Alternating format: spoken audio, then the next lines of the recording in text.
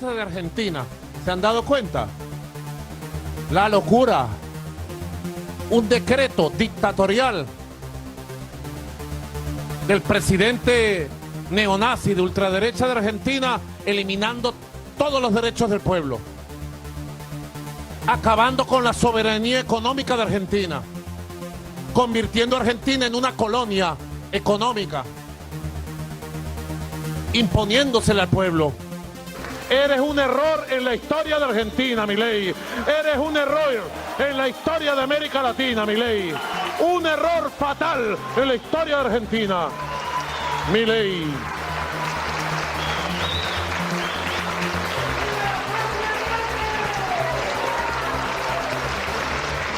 Pasó una cosa esta mañana también, lo voy a contar, pues. Llegó el momento de contar nuestras cosas.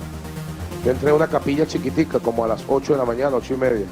Una capilla pequeña, de madera, solo. Y estaba orando y recordándolo. Porque hay una foto grande de él ahí. Una estatuilla de José Gregorio Hernández y un Cristo. Y de repente entró un pajarito chiquitico y me dio 3 vueltas aquí arriba. Se paró en una viga de madera aquí y empezó a silbar.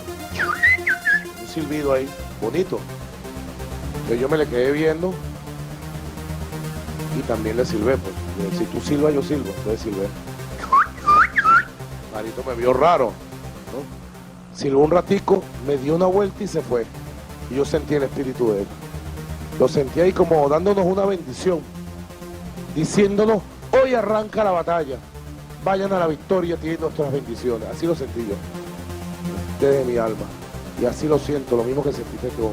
La universidad yo no la pago porque la Universidad de La Plata es completamente gratuita. ¿Pero así sea de extranjero? Es pública, ajá. Ok. Con el DNI que tú sacas tienes acceso a un montón de beneficios que te implica la universidad. Por ejemplo, el comedor universitario te sale a $2 la semana. Tú comes con $2 toda la semana. O sea, con $8 comes todo el mes. Exacto. ¿Cuánto gastas aproximadamente en transporte? Son 45, 50 pesos y son 2 viajes a la semana, uno de ida y uno de vuelta. Son 500 pesos a la semana. ¿Sí? Claro, son 500 pesos a la semana. Ujú. Si sales fines de semana ya te sube a 700 pesos. Exacto. Por 4, 2.800 pesos, que Ujú. son como $3.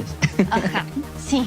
Qué barato. El gasto que sí se equipara bastante es el arriendo. Yo vivo en un departamento súper chiquito, o sea, en un monoambiente donde cabemos 2 personas y cuesta $500. Ya, sí está carazo. Ajá, entre mi roomie y yo pagamos 250 cada una. Mensualmente, ¿cuánto crees que gastas ya sumados todos tus gastos? Más o menos yo he calculado que en dólares gasto unos $350 al mes. Los trabajadores tendrán la libertad de derivar sus aportes a la obra social o prepaga que elijan desde el inicio de su contratación. Durante décadas esto no pudo ser así, ya que muchos estaban obligados a mantener la obra social que les obligaba a tener la actividad o el sindicato al que pertenecían. Así que esto les va a dar mucha más libertad, en virtud también de que puedan elegir la obra social que consideren mejor, con mejores servicios o donde encuentren la mejor, lo que considere cada uno de los trabajadores la mejor atención. Todo aquel que piense en un futuro liberal, llegó el tiempo para decidir y que venga un Milei charrúa. Hay que probarlo. Todo aquel que piensa que el Estado está de más, no de bien sino que está de más y mejor meterle una bomba. Es ahora sí, hay que votar un liberal, porque un cambio es necesario, sí. Hay que aportar para hacer un país mejor, que se vengan los libertarios. Todo aquello que sea del Estado, intendencias y sus alcaldías, presupuesto para la cultura, tanta guita para una ciclovía, las monedas de 50 pesos, todo el peso es una porquería, no hay comida para los escolares, repetir el plato en comedores. Ah, no, para, eso ya lo hizo Robert Silva. Buen comienzo de semana. En primer lugar, desearle un muy feliz cumpleaños a la doctora Cristina Fernández de Kirchner, ex senadora, 2 veces presidente de la Nación y una vez vicepresidente de la Nación. Figura, si las hay, relevantes de los últimos 20 años de esta decadente Argentina. Aprovechamos también para sugerirle que cambia a alguno de sus asesores económicos, que ayer a uno de ellos lo escuchamos decir que el déficit está bien y que el déficit sirve para el crecimiento de los países. Bueno, en esta lógica cada vez entendemos más por qué estamos como estamos. El peor gobierno en la historia fue el de Macri, el de Caputo, que nos dejó 140.000 millones de dólares de deuda externa, que además tomaron deuda y la fugaron íntegramente al extranjero. ¡Ladrones! El pobre Alberto tuvo que lidiar con eso, con la epidemia COVID y con la peor sequía en 100 años. Y ahora quieren hacerlo cargo a Alberto Fernández. Por lo menos eso por mí no pasa. Son de lo peor. Hoy estaban escandalizados porque yo dije, ante una pregunta que me hicieron, me preguntaron, che, ¿cómo querés que termine? ¿Como de la Rúa o como Piñera? Como Piñera que termine. Porque si termina como de la Rúa, los muertos los vuelve a poner el pueblo argentino. Y esta vez no van a ser 38.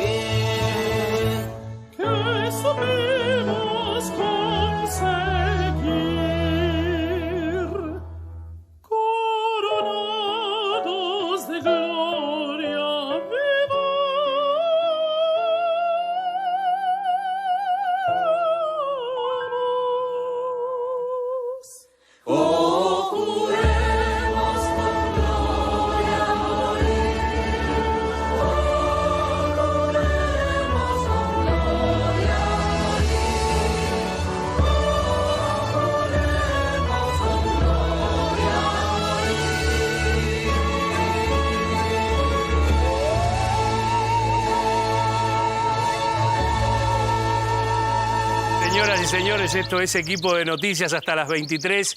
Gracias por estar ahí en todo el país. ¿Vieron lo que armó la producción? Sí, escuchen lo que es esto. Maduro trató de loco a Milei, un hombre que hablaba con los pajaritos, ¿no? 1. 2. Miren cómo nos ven desde Uruguay, que ya armaron una murga. 3. Algo hay que hacer con los extranjeros. Saben ustedes que soy un defensor ferviente de la Constitución y del espíritu constitucional, los hombres del mundo que quieren habitar el suelo argentino, pero algo hay que hacer con los extranjeros que delinquen y también con esto diferencial que pueden llegar a tener las facultades ya con el decreto de necesidad de urgencia. ¿No se acuerdan que lo charlamos aquí? Ahora Gonzalo Prado lo va a armar. Vamos a un nuevo tiempo. Estamos en un nuevo tiempo y quiero plantear 3 tópicos esta noche antes de abrirle el juego a los muchachos de Equipo de Noticias. Lo primero, el gobierno anunció la desregulación de las obras sociales de los sindicatos. Como empleado vas a poder elegir una prepaga o un sindicato. Antes, para ir a una prepaga tenías que ir al sindicato de la pirinola, que era un sello de goma.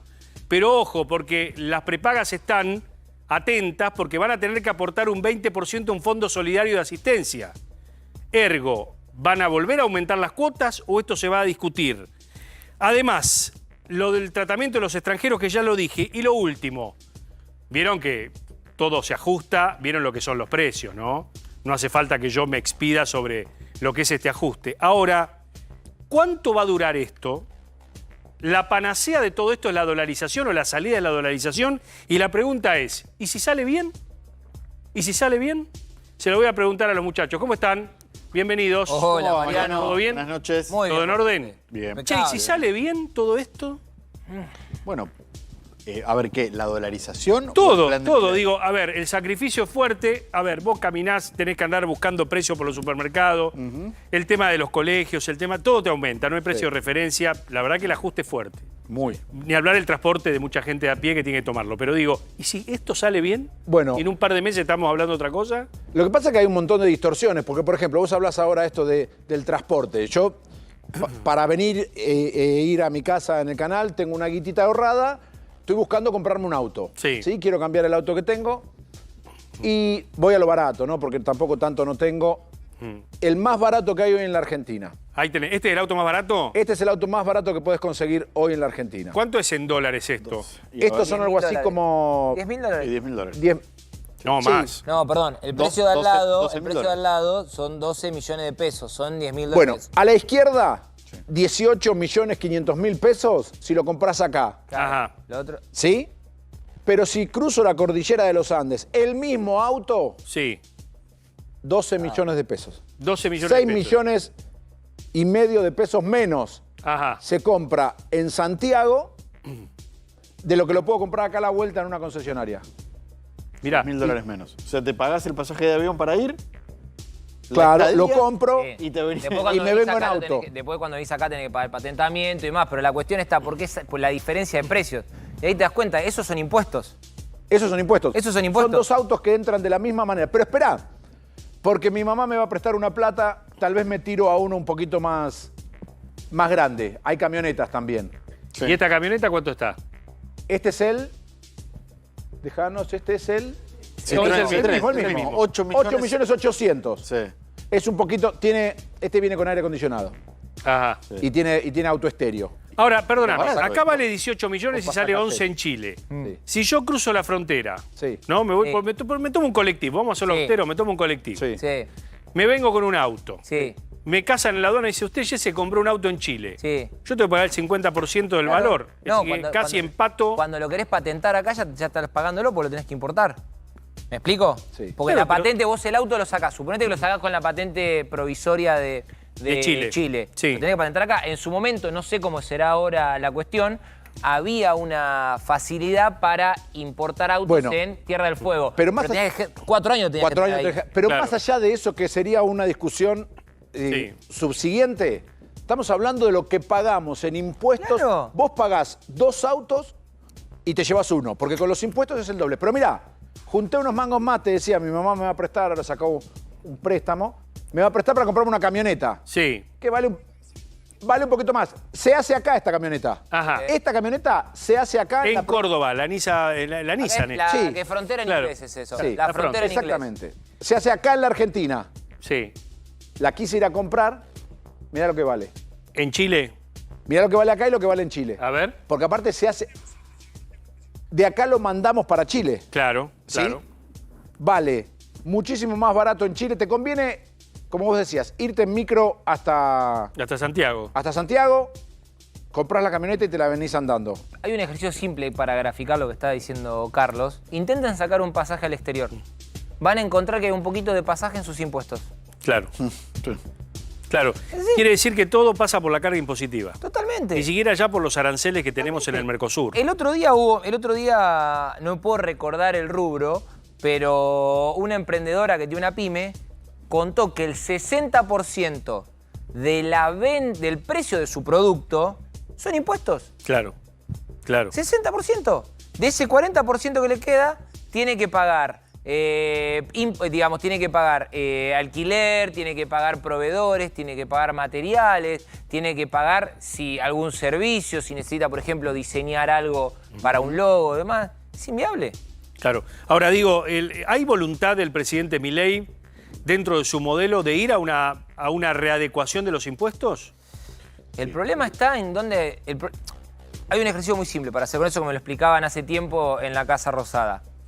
Cuando vos te quedás sin plata, Sí. ¿no? ¿Qué es lo primero que haces? Subir los impuestos. Claro, o sea, digamos, la cuestión, Claro. en tu casa, o sea, hay 3 opciones. Primero, te endeudás Sí. para solventar esos gastos. Ya no podés.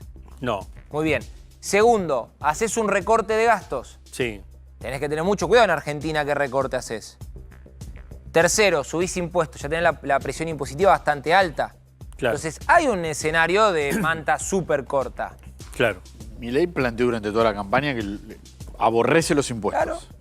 Y que su objetivo era Eliminar. No solo bajar, sino eliminar impuestos. Bueno, de Por hecho el dejó, momento, no las hay- retenciones como estaban. Eso te iba a subió. decir. Y propuso subirlas. Propuso subirlas, pero no subió. avanzó. Subió las que no o sea, hay retenciones que no tienen que pasar por el Congreso que aumentaron. Los Exacto. productos derivados del, por ejemplo, el aceite de soja.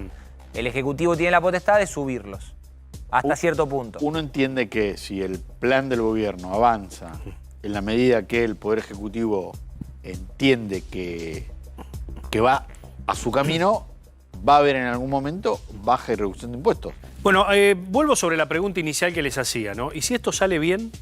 Hace algunos minutos Toto Caputo anunció que las jubilaciones van a tener un aumento del 30% más un bono. Sí. Es decir, comienzan a paliar una situación que es la de los jubilados. Para eso tiene que derogarse primero la ley. Ojo. Ajá. Porque para vos determinar va a ser un 30%, tenés que tener la certeza de ciertas variables que a marzo no la tenés. Ergo, Caputo lo que está diciendo es, vamos a avanzar con la derogación de la ley de movilidad tal cual como está y plantear una nueva. Al margen de la cuestión técnica, que no es menor, ¿no? Que no es menor, me parece una buena noticia porque había muchísima incertidumbre con los jubilados, un sector que con las medidas que el gobierno estaba tomando, sus ingresos estaban siendo muy, pero muy licuados. Después los especialistas marcarán ese 30% de aumento, hasta qué nivel recompone el salario con lo perdido en estos últimos 2 meses, pero por lo menos hay una buena noticia para los jubilados con esto que contaste. Exacto, y están con las proyecciones de inflación, ¿no? Digo, dicen que la proyección de inflación para febrero va a ser de un 10% y que ahí va a ir descendiendo. Entre 20 y 10. Sí. Más cercana al 10 que al 20. Se habla ya de una base monetaria que ya tenés por las reservas que tenés. Hoy un artículo de un diario hablaba de en qué valor del dólar podría ser la dolarización hoy. Hay algún valor que es más accesible, otro que es temerario. Se hablaba de 2.000, se habla de 4.000. Digo, números que se tiran, pero queremos no salir de este tópico que ustedes ven ahí, y me interesaría a través de nuestras redes sociales, si pueden opinar, es esto, ¿no? Este sacrificio que estamos haciendo todos los argentinos, ustedes, nosotros, todos, ¿no? De tener precios más caros, alimentos que se sinceraron, según dice, se sinceraron las alimenticias, colegios que aumentaron, facultades, ahora el transporte, que ya genera, todavía no hay paritarias, el tema de los servicios públicos, que ya van a tener aumentos. Dicho sea de paso, si no hicieron el trámite del RASE, háganlo. Si ganan menos de 2 millones de pesos, hagan el trámite del RASE para acceder al subsidio y continuar. Hay mucha gente por debajo de la línea de los 2 millones de pesos de ingreso y que no tienen 3 bienes o 3 autos. Digo, hay mucha gente que está en condiciones ahora, a lo mejor antes no estaba, pero ahora está en condiciones de inscribirse en el RASE. Sí. Digo, después de este sacrificio, donde ¿cuánto se podrá aguantar? ¿2 meses? El propio... ¿Sabes qué? ¿Un mes, 2 meses? Hay un dato. A lo que vos decís, ¿sabés que sumo que el propio presidente dijo que todavía ni siquiera estamos en lo peor? Y eso en la Argentina es novedoso. Que alguien que esté comandando los destinos del país diga, no, abril y mayo va a ser peor todavía que ahora, ¿es bueno, es malo? Por lo menos Claro. es novedoso. Vamos a ver qué dijo Milei hace minutos nada más. Creo que en una charla allí en Corrientes, donde fue a celebrar un aniversario del Club Libertario, le pegó a López Murphy. Escúchenlo. Terminó publicando el libro que me hizo famoso, que se llama Política Económica Contrarreloj, que es cuando nosotros, junto a un par de colegas, uno un traidor y otro extremadamente traidor, mentiroso, calumniador, injuriador y demás, ¿se imaginarán de quién hablo?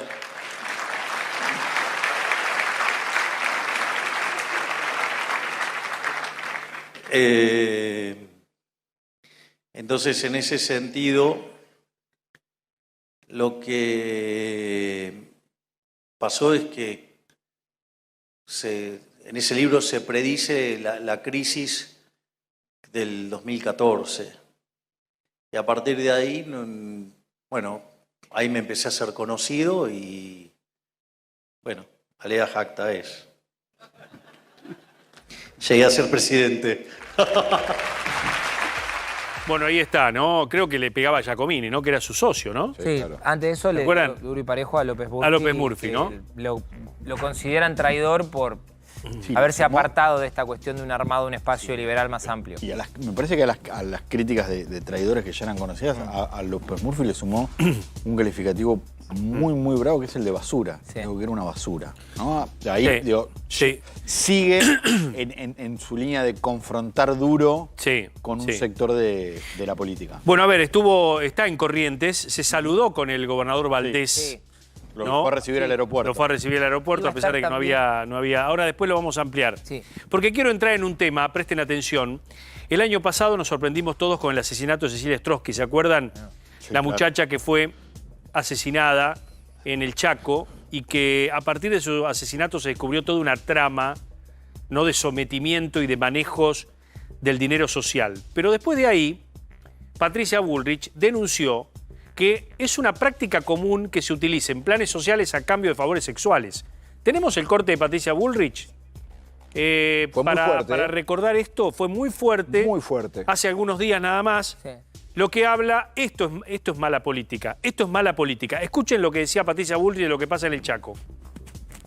Que en el año 2021 el Tribunal Oral Federal de Resistencia condenó a 15 años de prisión a una acusada de una organización social que lo que hacía era entregar chicas para abusos sexuales a funcionarios. Cerca de 70 mujeres abusadas. Acá ha intervenido la Justicia Provincial, la Justicia Federal, la Gendarmería Nacional para llegar a meter preso a este señor funcionario que violaba a una de las personas a cambio de un plan social, que lo han detenido en el Chaco la semana pasada. Yo no escuché a los colectivos de derechos humanos, ¿no?, hablar de esto que pasa en el Chaco.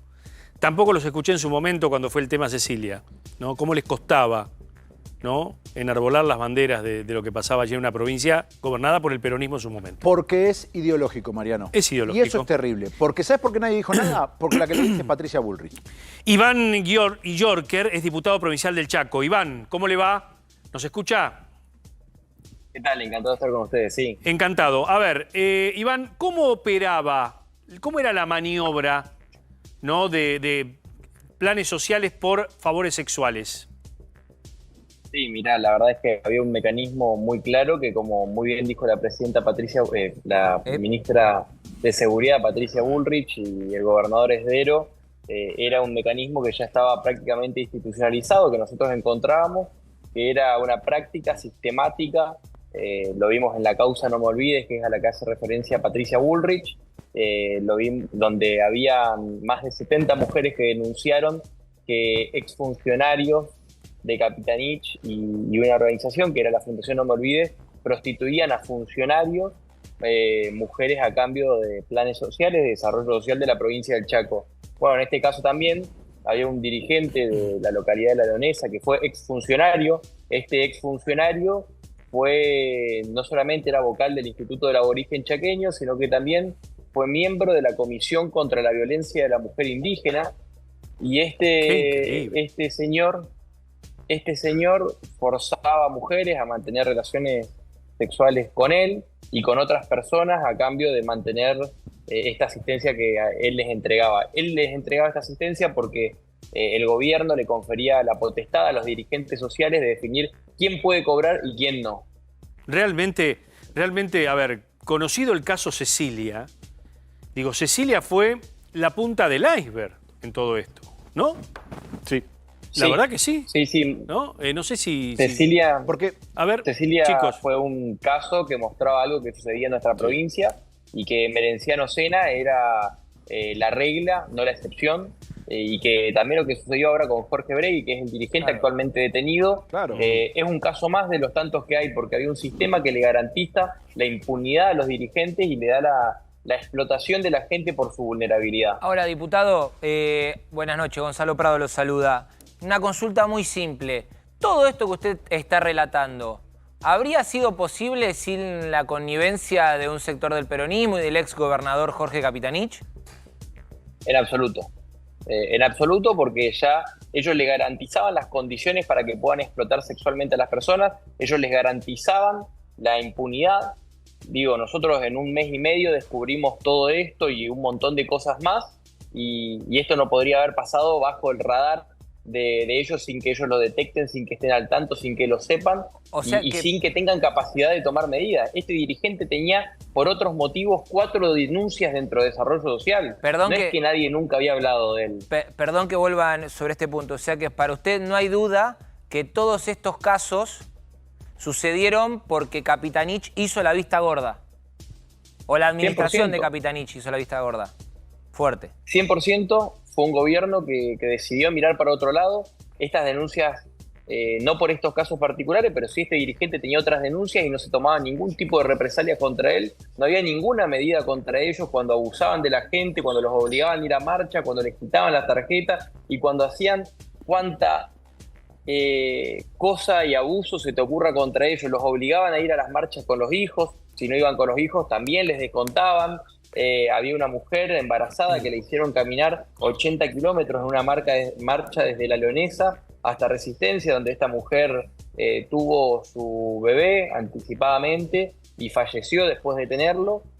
Hace algunos años este dirigente había sido parte de todo eso, y no puede ser que a alguien no le llame la atención dentro de un gobierno que este tipo de cosas pasen. Ahora, Que haya un el dirigente... ex gobernador Capitanich fue imputado en esta causa, alguien lo denunció, porque digo, no es cuestión, No. digo, el responsable político en ese momento de la provincia era él, ¿no? Digo, esto ocurría Sí, con dinero que salía del erario público. Sí, la denuncia la hacen las damnificadas porque al ser un delito de instancia privada, solamente las víctimas pueden denunciarlo, entonces una denuncia que la erradican ellas, nosotros le dimos el acompañamiento. Esto fue en el marco de una investigación de las irregularidades que habían en la asignación de planes sociales de la provincia, donde nosotros también encontramos que dentro de los planes nacionales también estaban pasando este tipo de cosas, porque habían dentro de planes nacionales que sucedían estas irregularidades y los provinciales. Fíjate el poder que tenía este dirigente y al punto que llevaba, que una de las denunciantes cuenta que recién en enero pudo cobrar por primera vez la asignación universal por hijo, producto del poder de veto que tenía este dirigente en un programa que tendría que ser de forma directa, que no tiene que haber ningún tipo de intermediario. A ese punto llegaba la complicidad que había con este dirigente. Hay que entender esto. La justicia en el 2021 condenó a 15 años de prisión a una mujer que lo que hacía era convencer a chicas vulnerables para empezar a formar parte de estas organizaciones sociales, vamos a llamarlas así, y que comenzaban a prostituirlas. 15 años de prisión para una mujer. Era la proxeneta. Exactamente. Pero la pregunta, diputado, que yo te quería hacer es, ¿cómo es que entran funcionarios a tallar en esta trata de personas? Porque uno puede no entender, de ninguna manera entender. Digo, uno puede tener la información que para lograr un plan, le piden un favor sexual, repudiable todo. Ahora, ¿cómo es que organizan a funcionarios? ¿De qué áreas eran? ¿Quiénes eran los funcionarios? ¿Pertenecían a todos los partidos políticos del Chaco? ¿Pertenecían solamente a una agrupación? Bueno, esto lo que están comentando actualmente es sobre la causa No Me Olvides. La causa No Me Olvides fue una causa que transcurrió en bastante tiempo, de hecho, donde fue detenido y preso y condenado un exfuncionario de Capitanich que era el subsecretario de Transporte, que prostituía también a mujeres por becas de desarrollo social. Y acá en este mismo causa también es donde aparece... Más bajo no se consigue. Roberto Medina. Totalmente. Pero también en esta causa, y hay algo muy llamativo, en esta causa, donde en la declaración posterior se involucra un montón de funcionarios y gente del poder, todo también vinculado al mismo partido político, donde el que era como el que regenteaba a estas mujeres y era el presidente, entiendo, de la organización, un señor llamado Quilo Vallejos, estuvo prófugo mucho tiempo y después, en el año a comienzo de 2020, apareció ahorcado. Se presume que fue un suicidio, pero bueno, en este caso también a partir de eso se surgió que consumían esta red de trata muchos funcionarios del gobierno anterior. De hecho, habían muchos que fueron candidatos en las elecciones. Y no solamente eso, te voy a agregar algo más, no solamente algunos fueron candidatos en las elecciones de los que fueron involucrados en esta red, que consumían esta red de trata en base a planes sociales, sino que también además hubo vinculado no solamente Merenciano Sena y todo el clan Sena, que eran también candidatos de Capitanich, sino que hubo un señor más, Quintín Gómez, que también era candidato a diputado de Capitanich y fue... Es decir, estaban todos en las listas. Yo recuerdo que Merenciano y compañía estaban todos en las listas también. Merenciano y la esposa. Y la esposa. Yo quiero preguntarle lo siguiente. Estos grupos sociales, ¿tenían el poder que tenía Sena? Es decir, ¿tenían sus barrios, tenían su gueto, su feudo, no sé cómo llamarlo, ¿no? Porque digo, el barrio Sena, a Patricia Bullrich le prohibieron la entrada. ¿Se acuerdan a Patricia Bullrich? Claro, en el medio de la campaña. Cuando le prohibieron en el medio de la campaña la entrada al barrio Sena, ¿se acuerdan? Claro. La sacaron carpiendo. Sí, claro. Se terminó metiendo igual el barrio. Claro, se terminó metiendo. ¿Pasaba lo mismo con estos dirigentes que intercambiaban planes sociales por favores sexuales? Sí, muy similar. Tenían un sistema muy similar. Acá en la provincia del Chaco lo que armaron es un sistema para garantizarle la impunidad a los dirigentes sociales. ¿Cómo era esto? Todos tenían un modus operandi similar, más allá de que también eran todos candidatos de Capitanich en las elecciones. Lo que hacían era darle para que hagan vivienda a través de un instituto que se llamaba IAFEP, de Agricultura Familiar. Estos dirigentes le daban para que hagan, 5 viviendas. Y ellos también le regenteaban viviendas a otras organizaciones y manejaban a otras organizaciones con otros dirigentes. A ver, espéreme, diputado. Sí. Espéreme un momentito. Antes de seguir con este relato que es muy interesante, estamos charlando con el diputado Iván Giorker, que es diputado provincial del Chaco. Tengo entendido que sos liberal, ¿no? Que sos liberal, sí. sos del Partido Libertario. Denunciando esto que yo no lo he leído mucho en los medios nacionales. Digo, la verdad es que este tema de los abusos en el Chaco, que es un escándalo, porque esto es lo repudiable de la casta política. Claro, ahí va. Esto es la doble vara. Esto es lo que es casta política, ¿no? Lo que es clientelar, lo que es una práctica repudiable, ¿no? Me parece que acá es donde quiere cortar a fondo el presidente Milei, la motosierra, porque acá hay puse en serio. Ahí va cuando vos decías recién. Acá hay puse en serio. Cuando arrancábamos el programa, y si sale bien, esto es parte de que tiene que salir bien. Exactamente. A ver, yo le propongo algo, diputado. Vamos a ver el momento en que a Patricia Bullrich, en ese momento candidata de Juntos por el Cambio, le prohibían la entrada en el barrio Sena, ¿no? ¿Se acuerdan? Escúchenlo, claro. Miren. No, yo soy libre para andar en mi patria como quiera, ¿sabe? Pero acá es nuestro barrio. Sí, pero también es la patria argentina, ¿sabe? Pero este es nuestro barrio. Sí, pero usted no es dueña de un barrio. ¿Cómo que no? Acá las casas son de todos. Nosotros hicimos de este barrio. Sí, yo respeto que ustedes hagan este barrio, pero ¿sabe qué? ¿Sabe qué? Este barrio es de todos los argentinos, no de ustedes. ¿Me entiende? Yo me voy a sacar una foto acá. ¿A dónde vas a sacar fotos? Acá, porque quiero denunciarlo al asesino de Merenciano. Usted también es una asesina. Cállese usted, cállese. Maldonado, cualquier cosa. Maldonado, se ahogó. Bueno, ahí estaba Patricia Bullrich, nadie puede decir que no tiene valor. Que eso fue después... Es una persona con muchísima valentía. Eso fue después de la victoria de Leandro Esdero en las elecciones en Chaco, en donde derrota, si no me falla la memoria, a Capitanich. Exacto. El día después fue al barrio Merenciano. Ahí quería ir, diputado Esdero, frente a lo que hemos visto en el caso de Merenciano Sena y de otras organizaciones sobre el manejo de fondos públicos de la provincia. ¿Tomó alguna determinación? Sí, completa. Nosotros estamos por cambiar el sistema de intermediarios que hay ahora. Ahora el sistema funciona así. A vos te dicen, vos dirigente manejás 20 becas y todos los meses vos presentás una lista de altas y bajas definiendo vos quién cobra. Si alguien no te cumplió ese mes, dándote a vos el retorno, yendo a la marcha, trabajando en tu propio emprendimiento privado por la plata que les paga el Estado, los das de baja. Eso se terminó, nosotros terminamos la lista de altas y bajas, no funciona más. También otra de las patas que tenían para poder tener a la gente totalmente atada era que les daban para que hagan viviendas, eso también se suspendió completamente, no tienen más la potestad de hacer viviendas Eso ya se hizo, los eso ya piqueteros, está los hecho. dirigentes sociales. Se Totalmente, vio eso en ya está algunos totalmente casos, frenado. se vio en algunos casos a nivel nacional de personas que cobraban planes sociales que no cumplían los requisitos para tenerlo. ¿Eso en Chaco ocurrió? ¿O si es que Sí, ustedes sí, lo analizaron? Totalmente. Ahora, de hecho, salió el cruzamiento de datos de que hay muchos empleadores de la administración pública del Chaco que cobraban potenciar trabajo. De ahí en adelante, a lo que vos te puedas ocurrir. Nosotros, de hecho, se han dado de baja muchas becas, se llaman los planes que entrega Desarrollo Social de la provincia del Chaco, en los cuales estaban becas para el locutor del Partido Justicialista, para lo que a uno se le ocurra. Era totalmente delirante el festival y el vendaval que había de ese tipo de cosas, y cómo los fondos terminaban en los amigos del poder y no en la gente necesitada, como técnicamente debería ser. ¿Cómo es el objetivo del Vos sabés que hay un mito en mi provincia, en Córdoba.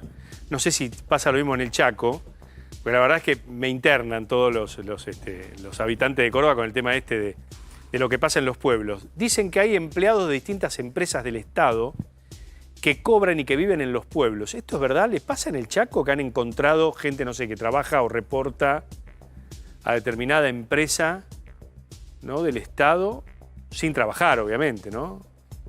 Digo, Sí, esta completamente. práctica consuetudinaria de la mala política, ¿esto ocurre también en el Chaco? Sí, completamente. De ahí a lo que se te ocurra, realmente vinculado a la cuestión de lo que es el empleo. Ha pasado que hubo un festival de pase de planta, antes de irse Capitanich lo dejó, la verdad, todo el tendal, y realmente dejó una situación no solamente irregular en términos de sustentabilidad que tiene el empleo público, sino también de que están totalmente flojos de papeles, de que pasaron a planta a los amigos del poder, a los que les militaban, a los que trabajaban para ellos, y hay gente que estaba hace 15 años trabajando en un hospital por 20.000 pesos y no fueron tenidos en cuenta. Y vos Porque perdón, diputado, sí. porque veíamos, ¿no?, escándalo en el Chaco, planes sociales por favores sexuales, y hablabas vos recién de los que trabajan para un partido político y tipo, viste el Partido Comunista que tenían todos los pueblos un representante, pero mirá quiénes eran los candidatos del partido que gobernaba. ¿Podés ponerlo a pleno eso? Mirá, ponela, mirá, Emerenciano Sena, Marcela Acuña, los dos presos, ahora con una expectativa de condena de perpetua. ¿Pero quién encabezaba esta lista? El que rompía los diarios, el que rompía los diarios. ¿Se acuerdan? ¿Quién es ese que encabeza la lista? El que rompía los diarios.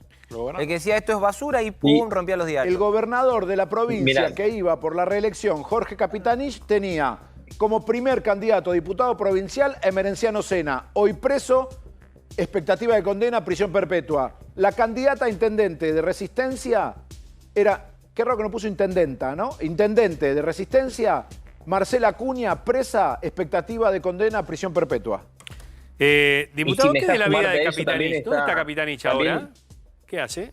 No lo sabemos, pero te voy a sumar también a esto que Capitanich había presentado como candidato a diputado a un señor llamado Quintín Gómez, también piquetero, y este piquetero se encuentra detenido porque en plena campaña electoral abusó y violó de una empleada de su escuela de gestión social. Dentro del sistema que tenían para poder explotar la pobreza, también estaban las escuelas de gestión social donde adoctrinaban niños, donde no había ningún tipo de reglamentación, donde habían piqueteros muchas veces dando clases, era totalmente delirante y no tenían que cumplir con casi ningún requisito. No solamente Quintín Gómez, sino el ahora detenido también, de apellido Barraza también, otro piquetero, otro dirigente, que fue detenido también, donde se incautaron desde 80 bicicletas que tenían que haber sido entregadas por los niños, materiales para construcción, lanchas y lo que se te ocurra que tenía que haber sido entregado para la gente, que estos intermediarios, los gerentes de la pobreza, se lo quedaban. Así era el método de Capitanich, así era el mecanismo que tenían para poder explotar la vulnerabilidad y la necesidad de la gente. A ver, venimos de una semana donde el país estuvo prácticamente 3 días hablando de lo que fue, sin lugar a dudas, un exceso del presidente Milei contra un artista, ¿no? Para configurar hacia dónde va el recorte, ¿no? A que utilicen la plata para una cosa, no utilicen para la otra. Digo, y esto pasa, esto queda, ¿no? Y acá había planes sociales a cambio de favores sexuales. Digo, a mí me parece que el verdadero problema de la casta política es esto, ¿no? A mí me parece que, la mala utilización, y ya llegó Margarita Stolbizer, que está aquí en el piso, no sé si con una de las cámaras es una luchadora, es una mujer de la política, es súper honesta, ha denunciado lo peor del kirchnerismo durante muchos años, y Margarita quizás hoy nos va a poder contestar todas estas preguntas también cuando la entrevistemos en un ratito nada más. Bajo esta premisa que yo arrancaba el programa, ¿no? El tema de la casta política, hacia dónde van los recortes, si la sociedad va a aguantar el ajuste, y si esto sale bien, y si sale bien esto, ¿no? Es lo que todos nos preguntamos. En un ratito estamos con usted, diputada. Un dato para una pregunta que tengo para el diputado. Estaba revisando las redes sociales, sobre todo de la ex ministra de las Mujeres, Ayelén Massina, porque recordaba algo que decía muy bien y que tratamos mucho el año pasado en este canal, que en ningún momento el Ministerio de la Mujer se solidarizó con la familia de Cecilia o impulsó algo en relación a la causa de Cecilia. No así, obviamente, lo que sucedió con Lali, que ya hay como 3 tweets de la ex ministra hablando al respecto. Quería saber si alguien de los colectivos del feminismo que están tan vinculados a veces a esas causas tan nobles para defender los derechos de la mujer, la inclusión de la mujer, la igualdad de la mujer ante el hombre en muchísimos ámbitos, se contactó con usted o con alguien de Chaco para interiorizarse sobre esta denuncia que hicieron junto al gobernador y la ministra Bullrich. No, en absoluto. Y mira, acá había un gobierno anterior, que era el de Capitanich, que se jactaba de defender los derechos de la mujer, que se jactaba de hablar de igualdad, que este gobierno, y yo vi estos días, intenté encontrar declaraciones de la ex ministra de Desarrollo Social, de la ex secretaria de Género, y de cuanto más se llenaban la boca hablando de género, de la igualdad, del derecho de las mujeres, que no dijeron absolutamente nada. ¿Y sabes por qué? Porque era pura pose, solamente les importaba poder rascar electoralmente, poder tener una narrativa bonita, cómoda y buenísima, mientras miraban para otro lado, mientras en nuestra provincia explotaban sexualmente por planes sociales a las mujeres, mientras en nuestra provincia le garantizaban todas las condiciones a los gerentes de la pobreza para que hagan y deshagan con ellas a su discreción. Ese tipo de cosas pasaban en la provincia del Chaco, y todos estos que formaron parte durante el régimen de Capitanich y hacían este tipo de cosas, miran para otro lado y no dijeron absolutamente nada. A mí, ¿sabes qué? Me hierve la sangre, porque nosotros vimos el sufrimiento de estas mujeres, nos contaron su relato, las acompañamos en todo esto, las seguimos constantemente ayudando porque están en una crisis total, y no he visto absolutamente nadie de los que todos estos 4 años se llenaron la boca hablando desde una pose de género decir absolutamente nada de esto. No los hemos visto decir absolutamente nada de cómo no solamente el clan Sen hacía y deshacía como quería, de cómo Quintín Gómez, candidato de ellos, en plena campaña electoral, violó a una mujer que la tenía precarizada en una escuela de gestión social, y no lo vi decir absolutamente nada de cómo explotaban sexualmente por más de 4 años a mujeres con planes de desarrollo social, y cómo ellos le garantizaban las condiciones para que hagan ese tipo de cosas. Iván, para el final, repetime el número de mujeres damnificadas. Bueno, en este caso, en la denuncia, las denunciantes fueron 2, en este caso. Sabemos que hay más dirigentes que tenían este tipo de prácticas, pero bueno, es una denuncia que le corresponde a las víctimas hacerla, no a nosotros. Nosotros vamos a garantizarle las condiciones a quienes sufrieron este tipo de cosas que lo hagan, pero ¿Cuántas cree que hay damnificadas que a lo mejor no se animan a denunciar y que recibieron y entraron en esa espiral de violencia? Sabemos que son muchas porque el sistema de denuncias que tenía Desarrollo Social estaba diseñado para desincentivar las denuncias que habían. Era un sistema totalmente distorsivo. De hecho, las denuncias prácticamente eran todas de resistencia, porque los hacían viajar hasta la capital, en 2 ocasiones para poder hacer las denuncias. Así que sabemos que son muchas más a lo largo de toda la provincia, y nosotros vamos a garantizar las condiciones para que estos gerentes de la pobreza que tanto tiempo se abusaron, y para los responsables de darle estas condiciones, que se llenaron la boca hablando de pose de género y hoy miran para otro lado, tengan Bien. que dar cuentas en la justicia. Muchas gracias. Le agradezco mucho, A vos. diputado. Gracias. La violencia de género es hacia todas las mujeres. A ver, es un mal pandémico en la República Argentina y en Latinoamérica. Las leyes defienden a la mujer a partir de Belén do Pará, de aquella convención que suscribió la Argentina. Vos tenés mujeres que son pañuelo verde y sufren violencia, mujeres que son pañuelo celeste y sufren violencia, mujeres que son pañuelos violeta y sufren violencia. Tenés a artistas que sufren violencia. Lo que hizo el presidente Milei, que fue repudiado, quizás es un acto o fue un acto de violencia. Esto también es violencia. Ahora, los colectivos tienen doble moral al momento de alguna manera, expresarse, salir, ¿no? Y todavía no legislamos sobre la violencia vicaria, que es otra forma de violencia, además de la económica, obstétrica, violencia física y demás, de la cual la mujer es víctima. Digo, para analizar y para pensar. Bienvenida, diputada Stolbizer, ¿cómo está? Muy bien, gracias. Buenas noches. ¿Todo bien? Por la invitación. ¿Conocía este tema del Chaco? Bueno, lo he leído en los últimos días, en realidad. No conocía la dimensión de lo que se está planteando. Lo que pasa es que venimos de la causa, no nos olvidemos, del homicidio por el cual están detenidos. Y me parece que eso puso en evidencia, digamos, un determinado comportamiento que vinculaba, sin ninguna duda, esta concepción criminal, porque acá no podemos decir que es una cuestión de machismo, es criminal absolutamente. Siempre la violencia de género es una violencia criminal. Y puso sobre la mesa la relación que esto tenía con los programas sociales. Claro. Y esta es una de las cuestiones que hay que poner en debate, por supuesto, que es esa cuestión de empoderamiento que tiene el que reparte. Claro. Porque lo que ocurre es eso. Entonces me parece que hay que poner en crisis también ese modelo de distribución, ¿no? Ahí es donde tiene que ir la motosierra y no en los recitales, como se puso en debate en estos días. Sí, a ver, a mí me parece que el concepto de la motosierra en tiempos en que tenemos una pobreza del 57% es casi una brutalidad. A mí me daría hasta vergüenza incluso, porque me parece que hay que cuestionar desde lo moral esto, el festejo que el gobierno hace del superávit del mes de enero, ¿no? Más allá que es casi un infantilismo, una payasada, podría decir, porque son cuentas que se acomodan. Entonces un gasto que no pagaron este mes, pero lo van a tener que pagar el mes que viene, ellos lo cuentan para mostrar este superávit. Ahora, el superávit es a costa, por supuesto, de haber recortado en planes sociales. No nos olvidemos un dato. El gobierno, el presidente, ha decidido prorrogar el presupuesto 2023 y no ha enviado el proyecto de presupuesto 2024.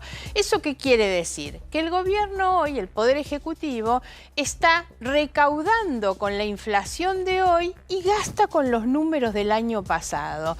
Entonces, la Oficina de Presupuesto del Congreso de la Nación, una oficina muy técnica, muy seria, acaba de informar que la recaudación impositiva aumentó un 15%, pero el gasto bajó un 30%. Claro. ¿Qué queremos decir con esto? Que ahí hay un desfasaje de recursos que pasan al manejo discrecional del presidente de la Nación sin que nosotros sepamos a dónde va, sin que el Congreso, que es quien debe asignar partidas y controlar la ejecución del presupuesto, tenga ninguna posibilidad de hacerlo, ¿no? Ahora, Margarita, esta situación de ajuste, esta situación de sacrificio que está viviendo las clases más vulnerables fundamentalmente y la clase media, ¿no? En el último tiempo, ¿tiene posibilidades de terminar bien? Digo, y si esto sale bien, es la pregunta que nos hacemos desde el arranque del programa. A ver, el problema es qué cosa si esto sale bien. ¿Que pueden bajar la inflación? Pueden bajar la inflación. ¿A qué costo? Con un país explotado, ¿no? Porque los números que daba yo recién del recorte en áreas sociales está indicando que en jubilaciones, en programas sociales, estamos en un recorte del 50 o el 60%. Atrás de eso hay seres humanos, porque a mí lo que me da la impresión que falta en la cabeza y en el análisis del presidente o de los técnicos que lo rodean es un poquito del sentido humano de qué es lo que se está tocando. Nosotros nos quejamos mucho cuando vino la ley ómnibus que no tenía una priorización de objetivos. Porque lo que el presidente debería estar explicando es cuál es su plan de gobierno, hacia dónde apuntamos y decir, bueno, si en 6 meses podemos estar bajando la inflación o en un año, ¿eso cómo va a repercutir después en una mejora en la vida de la gente? Pues la gente está sintiendo que hace todo el esfuerzo, un esfuerzo que no hace la casta, que hacen los sectores medios y los sectores más pobres, que son los que ven la retracción. El tema de los jubilados, es tremendo. Acaban de anunciar casi una tomada de pelo, un 30%, cuando solamente en el mes pasado, y tenemos más del 50%, ¿no? Claro. Entonces, de pérdida de poder adquisitivo. Claro, entonces hay que ver qué significa que pueda resultar bien. Que baje la inflación puede ser. Ahora, ¿qué costo? ¿Con un país explotado, llegando al 70% de la gente en condición de pobreza? Claro. Es muy, muy duro esto. Y por eso, insisto, le falta sentido humano a toda esta cuestión, ¿no? Política y contención. Claro, y por eso digo, hay que mirar el aspecto moral, no solamente el técnico o los numeritos de la matemática. Diputada, a usted le tocó en su carrera ver varias de estas crisis. E incluso formó una sociedad en su momento muy fuerte con Elisa Carrió, que hace poco tuvo, insisto, una crítica muy fuertes hacia el gobierno de Javier Milei. ¿Hasta dónde cree que la clase media, en su mayoría, va a acompañar al oficialismo? ¿Y cuándo se va a dar ese punto de quiebre diciendo, bueno, hasta acá, o sea, el esfuerzo llegó hasta acá, no puedo más? Bueno, cuando el agua llegue al cuello y no falta demasiado. La gente tiene que empezar a pagar ahora los costos de la canasta escolar, por ejemplo, y ya sabemos que eso está por las nubes. Va a tener que pagar los aumentos en la obra social o en la prepaga, va a tener que empezar a pagar los aumentos de las tarifas de servicios, y la gente está haciendo esfuerzos, y esto se está diciendo, el que se iba de vacaciones 15 días se va una semana, el que se va una semana deja de irse de vacaciones, el que compraba una primera marca compra la segunda. Ahora, llega un momento en el que todo eso tiene un límite, y ahí es donde me parece que no va a continuar apoyando. Hoy el apoyo tiene que ver no porque crea en las medidas, sino porque apuesta. La gente tiene la necesidad de ilusionarse con algo, una ilusión que no está vendiendo el presidente, porque el presidente vende esta consigna, este grito de campaña. Debería saber que la campaña terminó, digamos, y hoy debería ofrecer en serio una ilusión, una esperanza de que vamos hacia algún lugar, ¿no? Y esta situación que usted dice, ¿es culpa de Milei, como quiere instalar buena parte de la oposición, la más vinculada al kirchnerismo, o es culpa de los sucesivos gobiernos que fueron uno peor que el otro? Claro, buenísima pregunta. Yo no tengo duda que la herencia que recibe Milei es una herencia tremenda que le dejan los malos gobiernos anteriores. No tengo ninguna duda de eso. La diferencia o la visión, digamos, que yo no comparto del presidente es cómo se enfrenta a la crisis, dónde se ajusta y dónde se espera, digamos, con qué medidas, y además tratando, porque yo creo que así como muchos hemos sido responsables de la generación de este estado de situación, también la solución debe encontrarse a partir de un consenso y de un trabajo colectivo, fundamentalmente entre el Poder Ejecutivo y el Congreso de la Nación y los gobernadores. A mí me llama mucho la atención el nivel de agresividad que el presidente tiene con los gobernadores, que tienen la misma legitimidad de origen que tiene el presidente, fueron elegidos de la misma manera, claro, y fueron elegidos además para gestionar sus territorios y resolver los problemas. La gente le toca primero el timbre al intendente o al gobernador antes que al presidente, claro, y lo que hay que hacer, todos los gobiernos lo han hecho, lo primero debería ser un pacto político y fiscal del presidente con los gobernadores, convocarlos a todos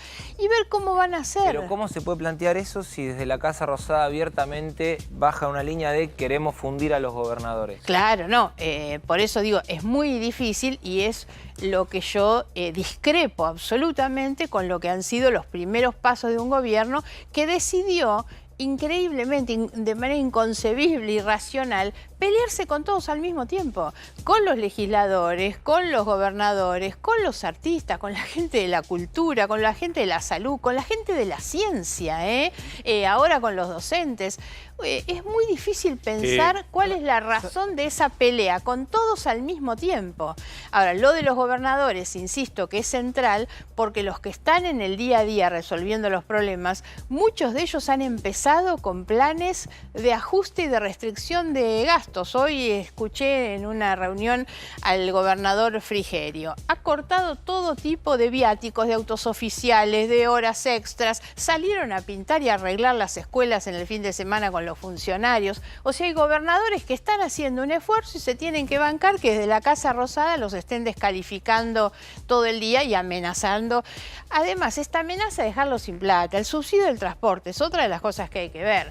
Yo no me voy a tirar contra la provincia de Buenos Aires, pero lo cierto es que suena totalmente a venganza cuando le cortan a Santa Fe y a Córdoba. En el AMBA no recortan de la misma manera. Y entonces ahí hay claramente una reacción sobre los gobernadores que en algún punto dijeron no vamos a ceder. Ahora vienen planteando los vamos a dejar sin plata.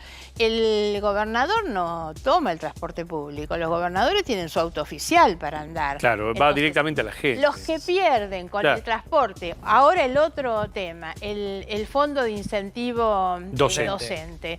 Yo presenté un proyecto para extender el fondo. Hay varios proyectos de distintos bloques políticos. Son además recursos que ya estaban en el presupuesto del 2023, que está prorrogado, que tenían ese destino, que es una recomposición del salario de los docentes. Claro. Aquí hay que jerarquizar la educación, jerarquizando el salario de los docentes, ¿no? Tal cual. Martín. Decías que la gente va a aguantar hasta que pueda. La semana pasada, fuera del micrófono, por eso no lo nombró uno de los invitados, decía... La gente sale a la calle si alguien los moviliza. La gente no sale sola a la calle. Hoy la política tiene enfrente de Milei alguien que pueda canalizar ese descontento, porque se ve a un peronismo muy crítico de Milei, pero que no está canalizando al resto de la oposición, que integrás también muy, no sé si dudosa, pero que no termina de conectar con un electorado que les viene de dar la espalda. A ver, dos cosas. En términos de un liderazgo alternativo, no lo estoy viendo, si la pregunta podía ir por ese lado. Sí me parece que se podría estar conformando alguna alternativa política un poco más colectiva. De hecho, es lo que venimos trabajando en el Congreso. Nuestro bloque ha logrado concentrar una enorme diversidad de componentes. Todos lo han advertido sobre lo que es la composición de nuestro bloque. Hacemos coalición federal y interactuamos con el bloque del radicalismo también. Me parece que eso sí. Ahora, volviendo me parece a lo de fondo de la otra parte de tu pregunta, que es respecto de la gente y hasta cuándo aguanta, o si la gente puede tener un liderazgo, digamos, alguien que la convoque. Hay que tener cuidado también cuando decimos hasta cuándo aguanta la gente y qué quiere decir eso. No necesariamente la resistencia de la sociedad se expresa con las cacerolas. Entendamos que ese es un fenómeno bastante porteño en realidad. Y la elección del año que viene está a la vuelta de la esquina. Estamos a un año de que se inicie un nuevo proceso electoral. Yo creo que el cansancio de la gente se va a expresar en ese momento. Ahora, a ese momento habrá que trabajar para formular las alternativas necesarias de tal manera que la gente tenga a quién elegir. Porque Milei es el emergente del fracaso y la pérdida de credibilidad de los demás. Exactamente. Entonces, Margarita, me gustaría preguntarle por los fondos fiduciarios, ¿no? Porque mucho se habló en estas horas. El gobierno puede eliminar por decreto una gran cantidad de fondos fiduciarios. Hay algunos que son realmente insólitos y hay otros que son necesarios. Exacto. ¿Qué visión tiene usted como política de raza del tema de los fondos fiduciarios? ¿Es una caja de la política?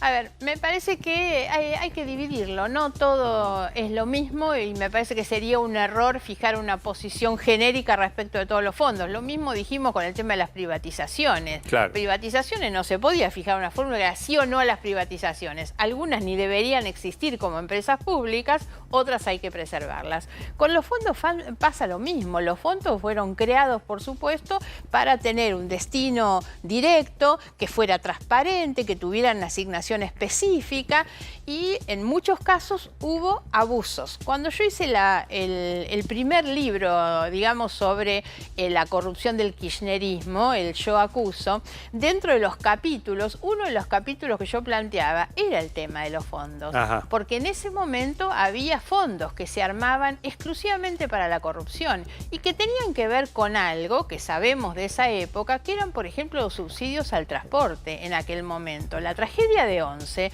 no es otra cosa que el reflejo del dinero que debía ir a parar al mantenimiento de los trenes y fue a parar a la corrupción.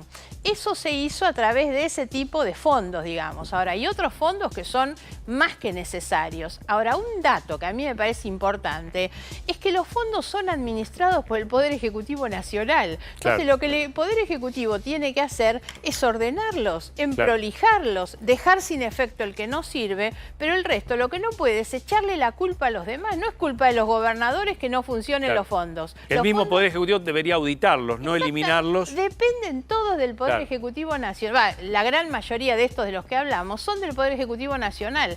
Ellos son los que tienen que hacer que funcionen bien, de manera transparente y que cumplan el objetivo para el cual fueron creados. ¿Y no le da algún tipo de escozor en estas posiciones que hoy propone el gobierno de Milei quedar prácticamente del lado donde está el kirchnerismo? No, a ver, muchos han tratado de acusarnos de eso, sobre todo a quienes votamos en contra de la ley Ómnibus. Creo que cuando uno analiza los contenidos de la ley Ómnibus era imposible votar a favor, ¿no? Cuando miramos el cúmulo de cuestiones. Más allá de que yo, habiendo votado en contra, pero tenía un dictamen alternativo, lo que dije es, hay que declarar la emergencia, hay que darle facultades, pero eso debe ser acotado a lo que han tenido los anteriores, no esto. Y lo que tratamos con ese dictamen alternativo fue justamente fijar una posición frente a dos estrategias igualmente malas o equivocadas, que era la del oficialismo pretendiendo que se aprobara semejante paquete, que era un bodrio desde todo punto de vista, y también diferenciarnos del kirchnerismo, cuyo dictamen decía se rechaza todo absolutamente.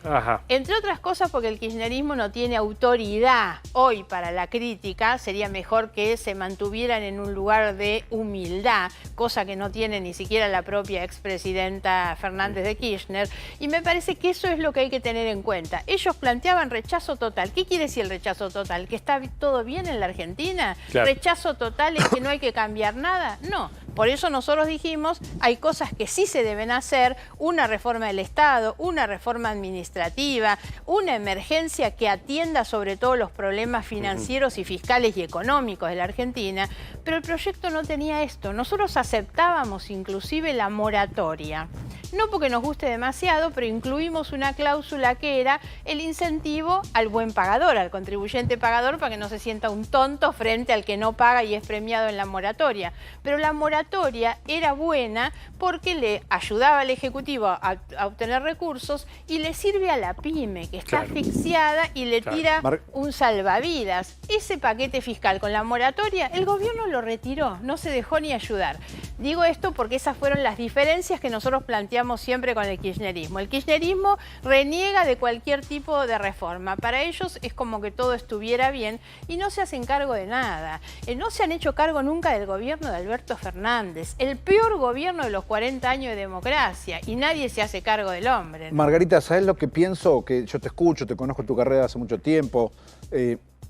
Vos ahora quedaste votando con Máximo Kirchner. Entonces, para la gente, esas cosas, yo entiendo el punto. Lo más difícil de... Estamos en un país de blancos y negros. Lo más difícil es tratar de delimitar cuál es el gris. Que abono un gris. Pero estamos en un país quebrado, fundido, crisis de seguridad. La UCA volvió a medir la pobreza 57%. Vos votaste con Máximo Kirchner en contra de la ley Ómnibus. Y lo que va a quedar, a mi humilde entender, en el fondo es eso. No digo la chicana que hizo Milei del lado de la historia, porque eso es kirchnerismo posmoderno, digamos, ¿no? Contra, a favor, en contra. Pero vos votaste con Máximo Kirchner. A ver, primero reitero la aclaración. Lo que se votan son dictámenes. Había un dictamen de la Libertad Avanza y el PRO que se votaba, un dictamen del kirchnerismo que era rechazo a todo. Nosotros presentamos por escrito un dictamen alternativo donde aceptábamos muchos de los puntos. ¿Pero y con qué fin de que se Ahora, vote? en el momento en que se vota sí o no, positivo o negativo, no hay opciones, ahí no existe el gris en el voto. votación. Es como que me digas que la campaña contra la dislexia la votamos todos, porque voté con el kirchnerismo. Es como que me digas que mañana una moratoria que beneficia a los pymes la voto con el kirchnerismo, porque los dos votamos algo que beneficia a la gente. Sí. Me parece que es muy maniqueo Sí, esto de completamente. plantear, digamos, que Sí. votamos con ellos. Yo Pero esa donde ha votaste llevado, esa donde ha llevado, me parece, la grieta o la neogrieta de Milei. Bueno, Milei ha llevado esta Sí, pero neogrieta. ¿sabes qué digo yo, Mariano? Con todo el respeto que le tengo a Margarita. Sí, yo Cuando lo vos- entiendo. Cuando vos planteás un dictamen en el medio de esos dos, estás No, está yendo al medio en un lugar que sabes qué posibilidad tenía de ser aprobado ese dictamen. Pero es que justamente el medio es lo que hay que buscar. En este país, yo creo que lo hemos hablado acá en otra Sí. oportunidad, la grieta fue muy beneficiosa para quienes se instalaron en Completamente. ese lugar de polarización y ganaron elecciones con el discurso de la grieta. Ahora, al país le ha ido muy Sí, mal claro, por el lado de la grieta. Sí, totalmente. Entonces, pararse en esos lugares intermedios, que son los que yo vengo sosteniendo desde hace muchísimos años, Te respeto y te porque conozco, no le perdono absolutamente nada al kirchnerismo. No van a encontrar otra persona que haya hecho una oposición al kirchnerismo como yo la hice, y la sigo haciendo, porque no les perdono absolutamente. La degradación económica, social, institucional Cultural. y moral de la Argentina es completamente. del kirchnerismo. ¿Cree que la fusión entre el PRO y la Libertad Avanza va a encarar una avenida del medio, Margarita? No, al contrario, me parece que eso ¿No? justamente sostiene uno de los extremos de la grieta. Pero no va a ser la condición, la avenida del medio. No, al contrario.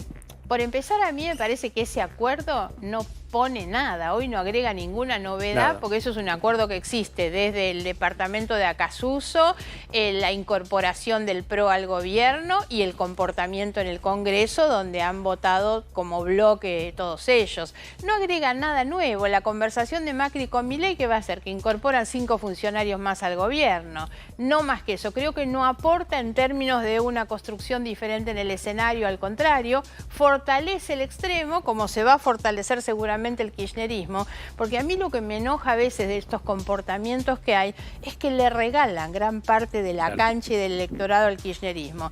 Por eso creo que hoy es fundamental abonar ese espacio intermedio de racionalidad, de equilibrio, con la diversidad que tiene que tener ese componente. Yo vengo del campo progresista, de la socialdemocracia. Ahora, la verdad es que abonamos ese campo con gente como López Murphy, que expresa otras ideas, pero es un hombre claramente institucionalista. Doy el ejemplo de él como podría dar muchos otros, Bueno. ¿no? Bueno, ojalá Larreta estuviera en ese lugar. Me parece que es una persona que puede estar, pero hoy él está en el PRO, entonces no sé cuál va a ser. ¿Está en el PRO, Larreta? ¿Sí? No, espere. Volvió de vacaciones el sábado. Sí. Ya tuvo una serie de reuniones. Está más adentro que afuera. ¿Está más adentro? Bien. Bueno, atención con el adelanto de Gonzalo. Margarita, gracias por su presencia. Gracias a ustedes, buenas noches. Ha sido muy amable. Bueno, aquí estamos, 22:15 en este equipo de noticias de este día lunes, lo venimos tratando. Vamos a hablar, a ver, amplíame un poquito el tema de Larreta. Amplíame un poquito, dale, ¿tenés ganas? Siempre tenemos ganas Dale. de hablar de política y sobre guardes, novedades dale, adelantándonos. hablame un poquito, ¿cómo está? Vamos ¿Cómo está? A ver, el pacto de Acasuso. Sí, el pacto de Acasuso, el pacto de Acasuso ya Sí. tuvo su versión 1, la que conocemos. ¿Y viene la versión 2 La o no? versión 2 que fue, si querés, el pacto de Acasuso, Bullrich, Milei. ¿Qué te puedo contar de...? No esperes que haya muchos más funcionarios del PRO en el gobierno de Milei, hay una realidad. Puede haber alguno que otro puntual, por ejemplo, el exintendente de La Plata, Julio Garro. Ajá. Que sonaba para ir a turismo, deporte, ¿no? Sí, está en la Secretaría de Deportes, pero ojo que también hay Claro. una subsecretaría muy importante del Ministerio Interior que todavía no se llenó. Ujú. Pero es más que nada un acuerdo parlamentario. Ahora, la gran discusión, y por esto viene lo de Larreta, la gran discusión que se viene ahora en el PRO tiene que ver con quién va a ser el presidente del partido. Ajá. Entonces vos acá tenés 3 players. Mauricio Macri, 3 jugadores. Patricia Bullrich y Horacio Rodríguez Larreta. ¿Y aquí cuál es la cuestión de fondo? Al parecer, Bullrich empezó a hacer esto, a pivotear. ¿Pero con Larreta? Con los dos. Yo sabía. Mirá. Porque ¿qué pasó? Hace 2 meses, Bullrich y Larreta tenían un principio de acuerdo para avanzar contra Macri y frenar las aspiraciones del expresidente de controlar rápidamente el partido. Y de golpe pasó esto, pic. Lo que eran aliados pasaron a ser rivales. Entonces, ese cambio me cuentan que fue por una negativa de Larreta a acompañar a Bullrich en la disputa con Macri. Ahora, ¿qué pasa? Larreta, a su vez, por eso te digo que no lo den afuera, no le gusta lo que mismo que estaba diciendo recién Margarita Stolbizer, no le gusta este giro hacia lo que él considera conservadurismo o no quiero decir extrema derecha, pero no volverse del status quo que tiene el PRO. Paradójicamente, es lo mismo que Macri le recriminaba a Larreta durante la campaña del año pasado. Y acá ahora llegamos a las elecciones del PRO, en la cual Macri se encamina a ser el presidente. Resta ver si va a haber una lista de unidad o no va a haber una lista de unidad, pero ¿cuál es la novedad? Que Larreta está meditando seriamente no irse del PRO como todo el mundo está pensando. Va a aparecer en los medios en 2 semanas después de la Asamblea Legislativa para remarcar este matiz, estas diferencias con Bullrich. Y es muy probable que empiece a crear una opción de centro dentro del mismo partido. ¿Y dónde se va a parar, por ejemplo, Santilli, Ritondo? No, yo lo veía a Santilli hoy que vino a Buenos Días América, el programa de Doman. Hay una cuestión que hay una diferencia entre Santilli, Ritondo y Montenegro, el intendente de Mar del Plata, con el resto de los candidatos, de las figuras de Juntos por el Cambio y sobre todo del PRO. Ellos no tienen un rival fuerte para la competencia dentro de 4 años en la gobernación de la provincia de Buenos Aires. Ajá. Aprendieron que no tienen que ir divididos. Es más, incluso hubo una charla entre los 3 diciendo, mira, no importa si sos vos o yo, digamos. No tienen que ir divididos. No, tenemos que ir los 3 juntos. No tienen a nadie enfrente. Entonces, ellos necesitan per se que no exista nada entre el kirchnerismo y ellos. En este momento, al estar con Milei o mostrarse cercanos a Milei, esa cuestión es más simple. Claro. Después, cómo se termina, cómo es el desenlace de esto, se va a conocer mucho más adelante. Pero la clave pasa por ahí en este momento. Martín, querías decir algo. Pienso, ¿no? Digo, la foto de hoy. Sí. ¿No? Sí. Hoy, pensando en las elecciones del año que viene, que parece una locura pensar en las elecciones del año que viene, pero vos hoy tenés a un oficialismo, que es el gobierno. Sí. Tenés al PRO. Que está más adentro que afuera del oficialismo. Pero hay que ver si termina yendo junto al oficialismo o no en una elección. Tenés al radicalismo. Claro. Sí. Bueno, y tenés al kirchnerismo. Perdón, y tenés a este bloque que se armó recién. Y tenés este bloque que viene de Juntos por el Cambio. Están los socialistas, está el GEN. Hay un tema. En las provincias que gobierna Juntos por el Cambio, sí, la articulación territorial con la Libertad Avanza es mucho más fluida de lo que muchos de nosotros pensamos. Ajá. Entonces, eso no sería un problema. El problema es, insisto, es demasiada futurología. Es la cuestión de egos, quién encabeza, quién no encabeza. Sí. El gran problema que tiene hoy la Casa Rosada, con el Congreso por eso la búsqueda del acuerdo de Libertad Avanza y el PRO, es que hoy por hoy está a tiro de que le hagan juicio político. Porque no logra llegar a 1/3 de los escaños en diputados y en el Senado. Por eso es el escenario. Bueno, pero es una realidad. Eso del club del helicóptero. ¿Qué es lo primero que hace todo gobierno que llega a la Casa Rosada sin una mayoría parlamentaria? Establece consensos parlamentarios. ¿Por qué? No porque quiere sacar leyes. Porque quiere evitar que lo rajen a patada, claro. La primera de cambio que lo rajen a patada en el culo. Claro. Eso es lo que está buscando Milei. Hablando de cuestiones controversiales, vamos a hablar del DNU. Sí. ¿No? Sobre el final de la tarde-noche, se conformó la comisión bicameral de análisis del DNU. Los escucho. ¿Vieron la conformación? Está desde Mariano Recalde hasta distintos. Sí.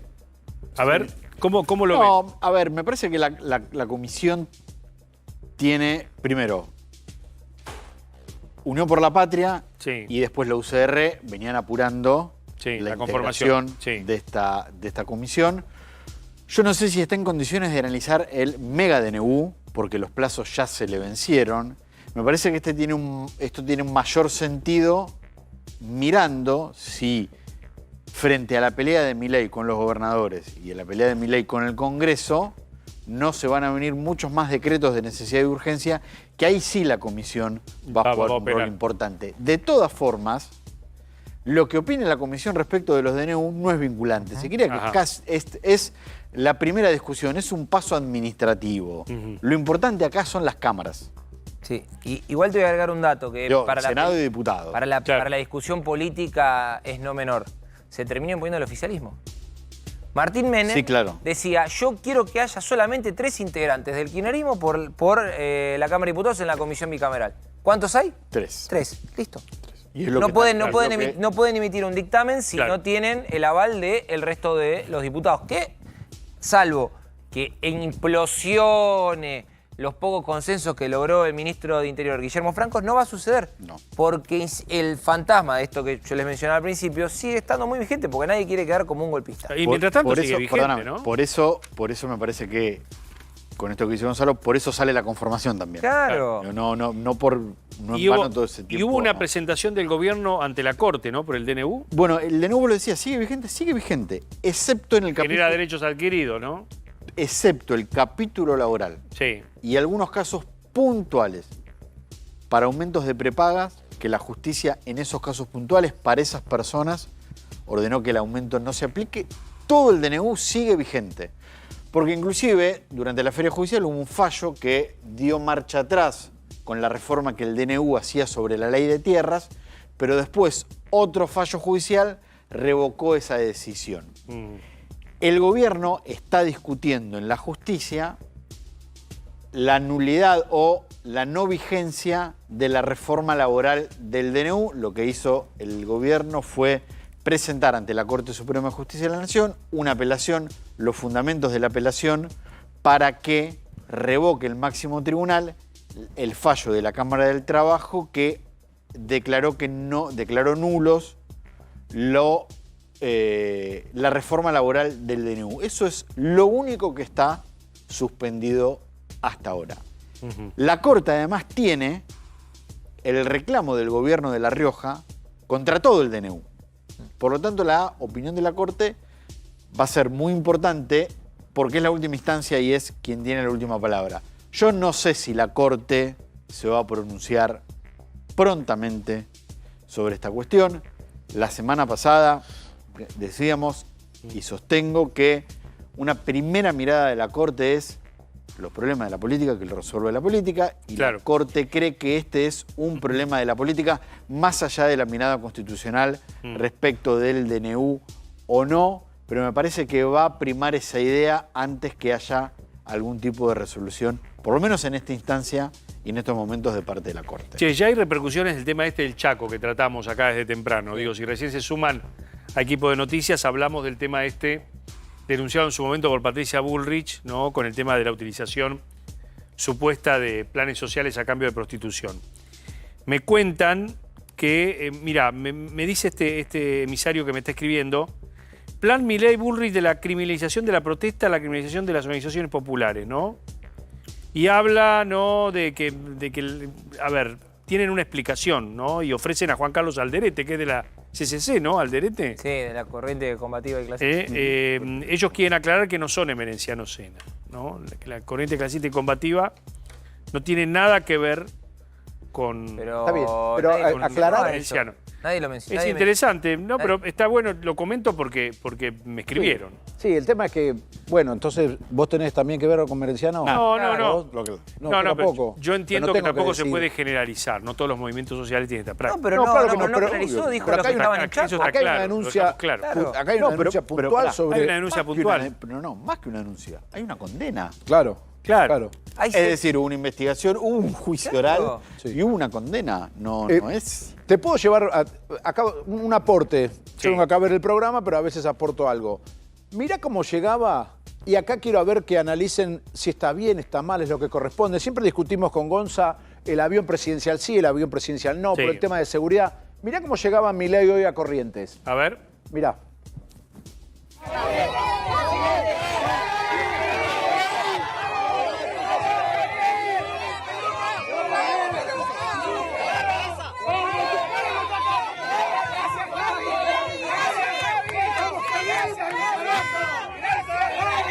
Gente ahí al lado, la custodia presidencial. Después del antecedente de Cristina, Sí, es peligroso. A no ser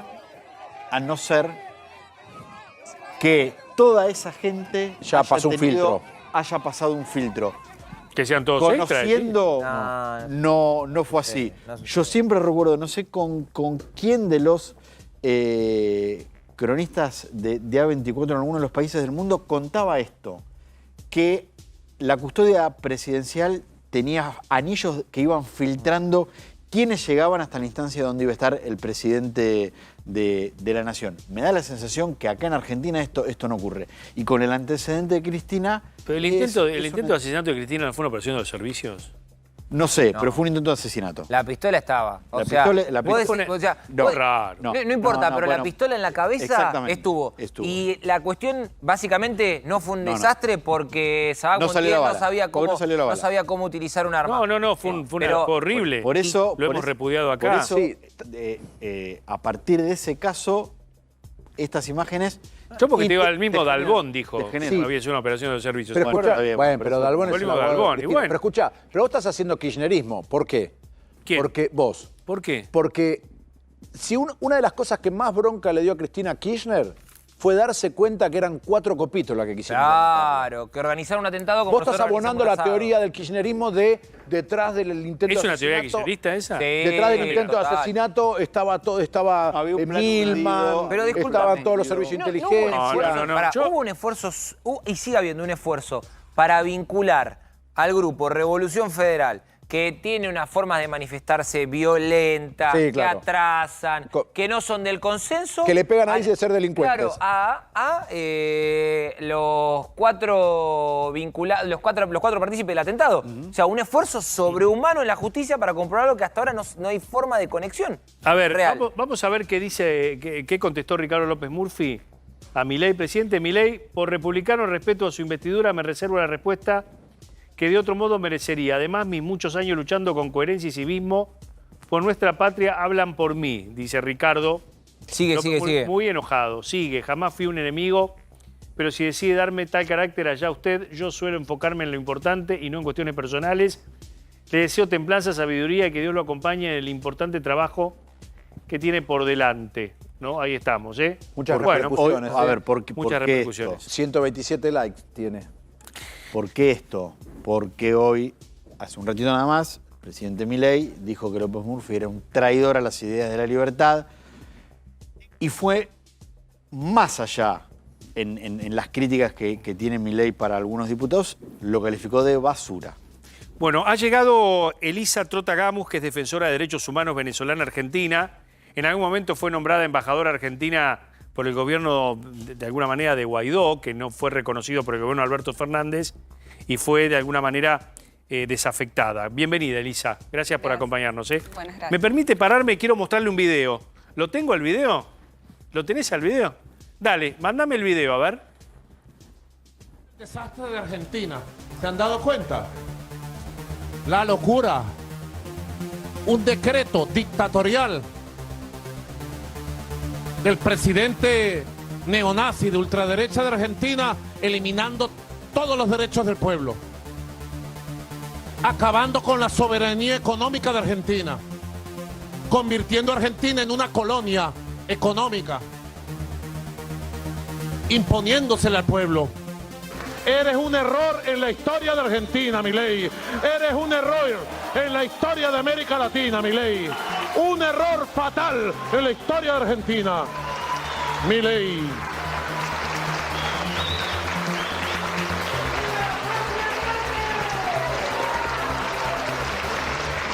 Pasó una cosa esta mañana también, lo voy a contar. Pues. Llegó el momento de contar nuestras cosas. ¿Este hombre puede ser reelegido, señora?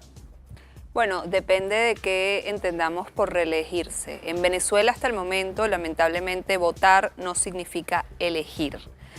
Nosotros, por supuesto, que estamos luchando para que las próximas elecciones presidenciales que deberían llevarse adelante este año sean elecciones reales, elecciones competitivas, y creo que no cabe la menor duda, ni por los estudios, ni por la situación de Venezuela para los venezolanos y para el resto del mundo, en que si las elecciones en Venezuela son medianamente competitivas, no hay ninguna posibilidad de que él sea. ¿Por qué la gente lo sigue votando?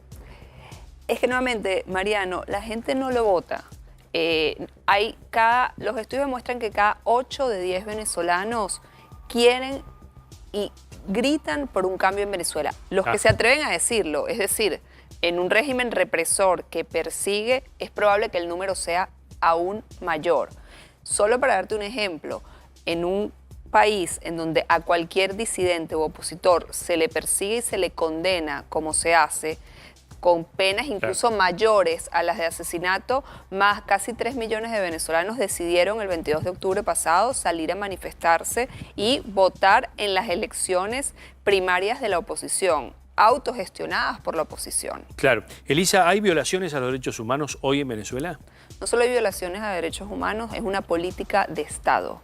Las violaciones, y por eso en este momento, entre otras cosas, en la Corte Penal Internacional se está investigando a Venezuela por crímenes de lesa humanidad. Exactamente. Ejemplos hay constantemente, el más reciente y muy lamentable. Es una política de Estado en Venezuela violar los derechos humanos. Muy fuerte. Mientras la Argentina en todos estos años veía a Venezuela como un aliado, ¿no? Así es. ¿Qué le pasó en el gobierno de Alberto Fernández a usted? Bueno, tal y como decías al principio, yo había sido reconocida como embajadora de Venezuela en Argentina. Poco tiempo después de llegar al poder, el presidente Alberto Fernández retiró ese reconocimiento y reconoció a la embajada del chavismo. Nosotros, sin embargo, nos mantuvimos como representantes de la Asamblea Nacional, que era hasta ese momento el único poder legítimo en Venezuela, y tratamos de tener algún tipo de vínculo formal o informal con el gobierno de Alberto Fernández, no solo apelando a la importancia de la defensa de la democracia y de los derechos humanos, sino también al bienestar de la gran cantidad de venezolanos que hacen vida hoy en este país.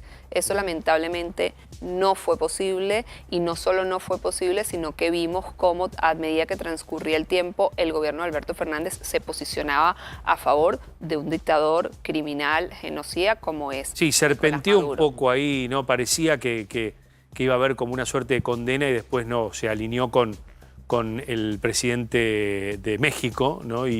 AMLO. Con AMLO y terminaron apoyando a Maduro. Que López Obrador incluso después se corrió un poco más y lo dejó a Alberto solo. Claro, exacto. Ahora, Elisa, una consulta que, perdón si la pregunta es muy tonta, pero veíamos recién a Maduro tildar de loco en varias ocasiones a Milei. ¿Es psicólogo o psiquiatra Maduro? No, en serio lo pregunto, porque para decirle a alguien que está loco, tenés que tener un estudio previo que te lo avale. No, pero es un dictador populista, y como todo populista buscan siempre generar enemigos internos y externos, y en este caso trata de generar una polémica con el presidente Milei y de culparlo además de cosas como la que dicen. Además, como todos los regímenes criminales, también es antisemita, entonces lo señala de nazi, banalizando totalmente lo que significa esa palabra. Creo que no es nada que haya estudiado. Hasta donde sabemos, antes de ser canciller de Chávez, fue chofer de colectivos.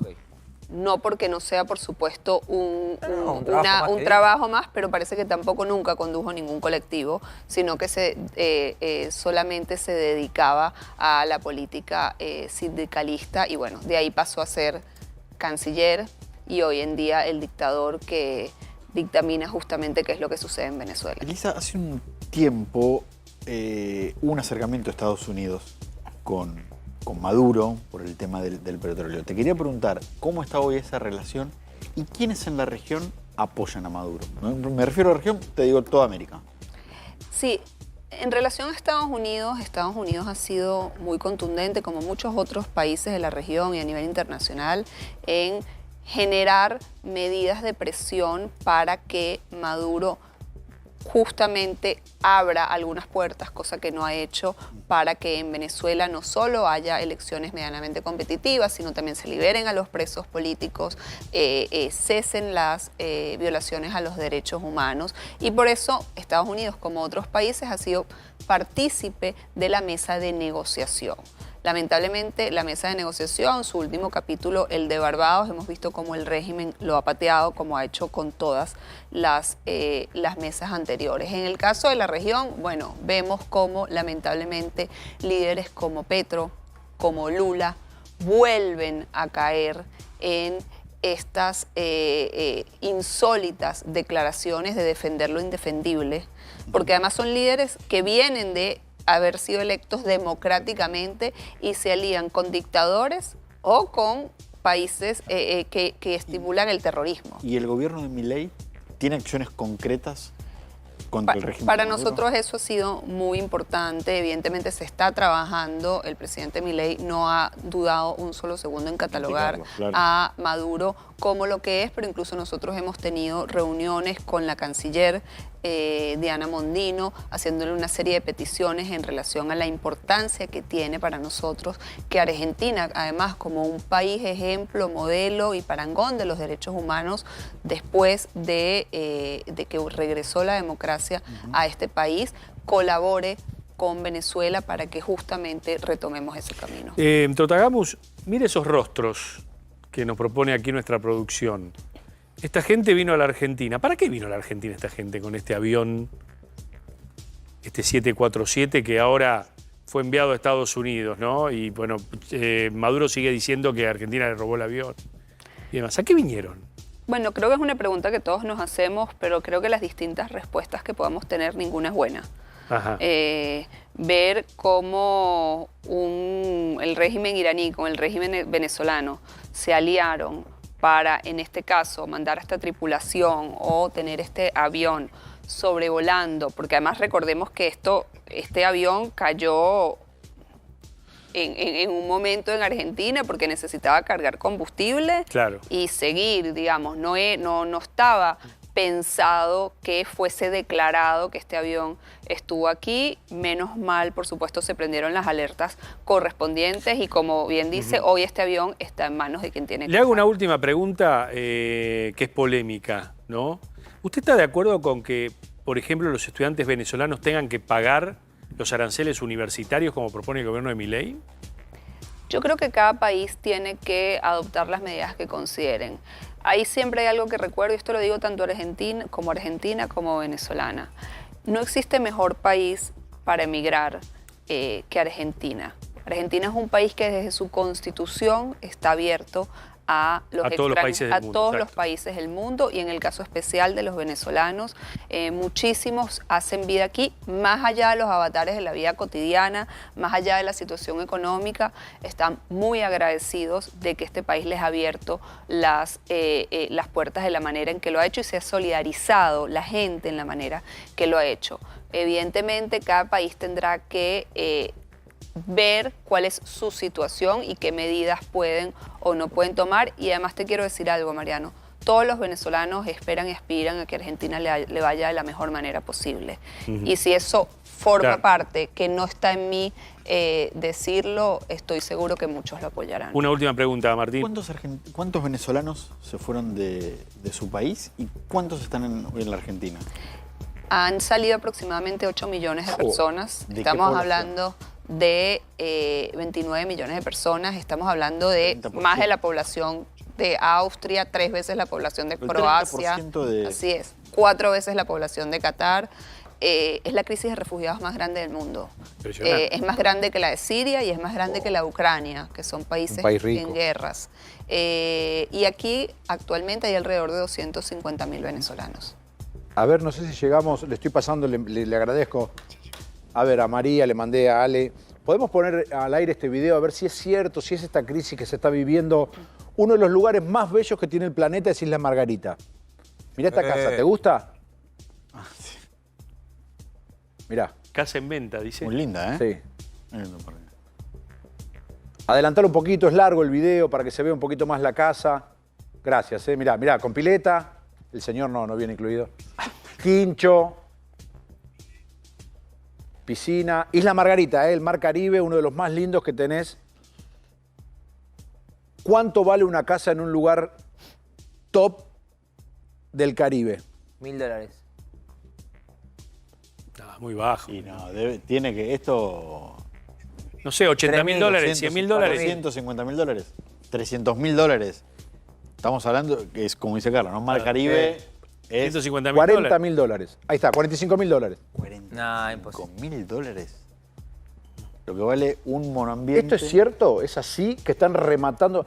Porque yo lo que averigüé en un momento, hasta casi te diría, no por una inversión, pero sí a ver cómo se mueven los precios de las casas a lo largo de todo el chavismo y madurismo. Mira otra. 20.000. A 5 minutos de la playa. Lo que digo es, ¿sigue siendo una inversión o vos pones $40.000 y mañana te la pueden expropiar y una casa que tal vez vale $300.000, la pagás 40 y después te quedas sin nada?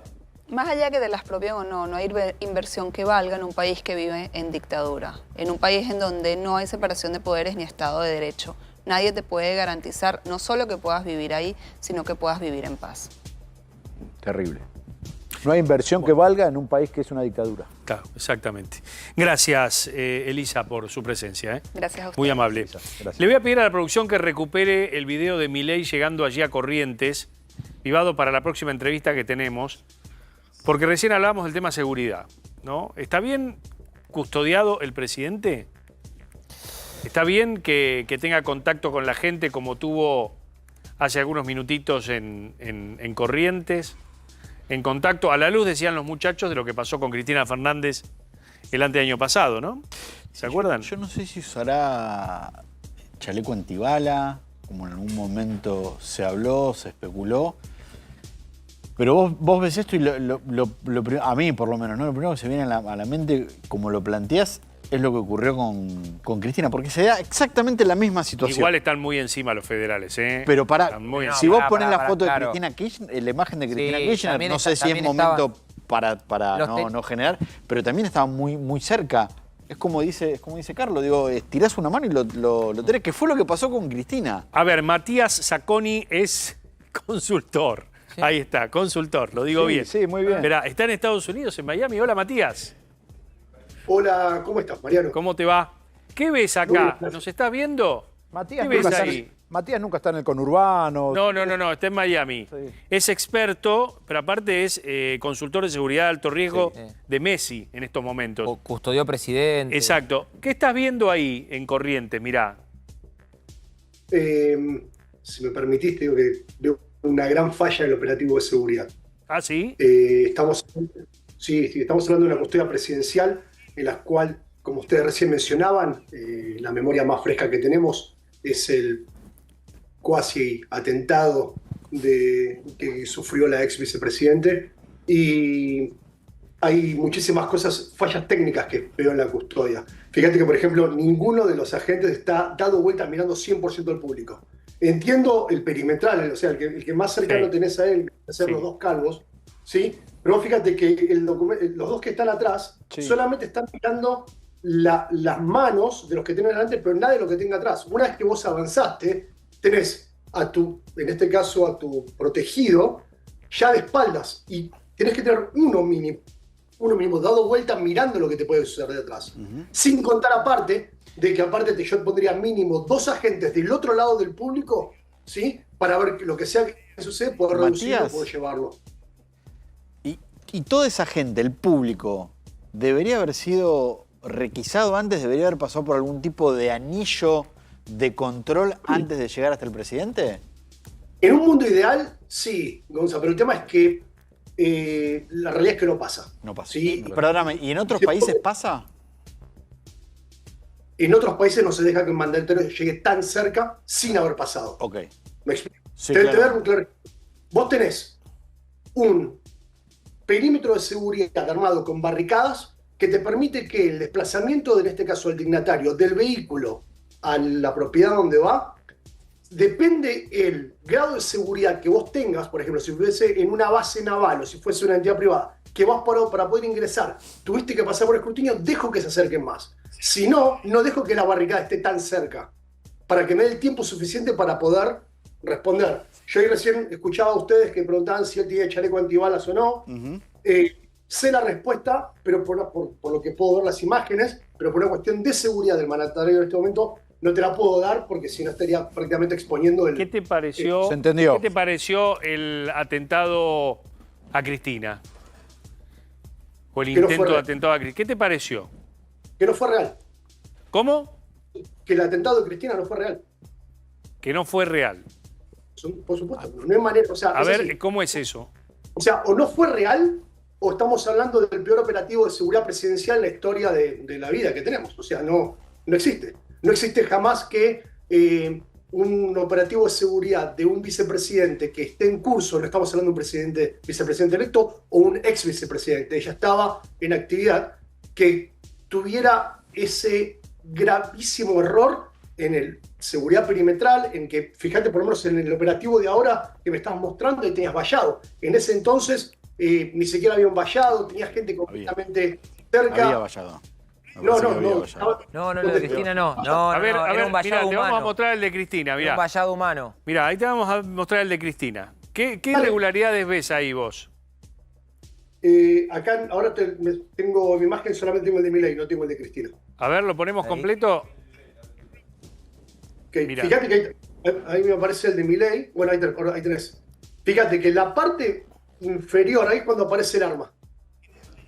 No me aparece la imagen, perdón, me veo todo, no lo puedo. Está bien, pero lo recordás seguramente. Sí, lo recuerdo perfectamente. Cuando ella está caminando alrededor del vehículo, ahí lo tenés. Vos fíjate, no tenés vallado, lo que tenés de vallado es gente. Claro. No tenés Un vallado humano. Claro. Es un vallado humano que no son expertos de seguridad. Eran en ese entonces, fíjate si haces. Fíjate, ¿ves? Tenés un vallado humano, no tenés vallado metálico. Matías, Gonzalo Prado acá te saluda. ¿Esto también no puede ser consecuencia de que en vez de dejar la seguridad en manos de profesionales se haya dejado, como en este caso, en manos de militantes de la Cámpora?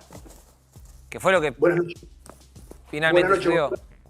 Claro, en realidad, muy buena pregunta, Gonzalo. En realidad, acá supuestamente los señores que están alrededor son la gente de Policía Federal. Exactamente, o sea, de hecho del Departamento de Protección. Por eso es que me cuesta mucho creer que siendo profesionales, que todo lo que haces todo el tiempo es proteger, en este caso un mandatario. Fíjate esa formación. El guardaespaldas de barba está 100% mirando ahí, pero no tienes a nadie mirando la espalda de él. Claro, o sea, fíjate que se acerca. Vos fíjate, mirá la reacción. Ella se queda ahí. Si vos lo pones en velocidad normal, demora más de 6 segundos en reaccionar una vez que aparece el arma. Una vez que aparece el arma, yo la agarro, la meto dentro del vehículo y arranqué y salí. Ellos se quedan así mirando y no hay ningún tipo de reacción. O sea, no hay profesional en el mundo de la protección que reaccione de esa manera. No existe.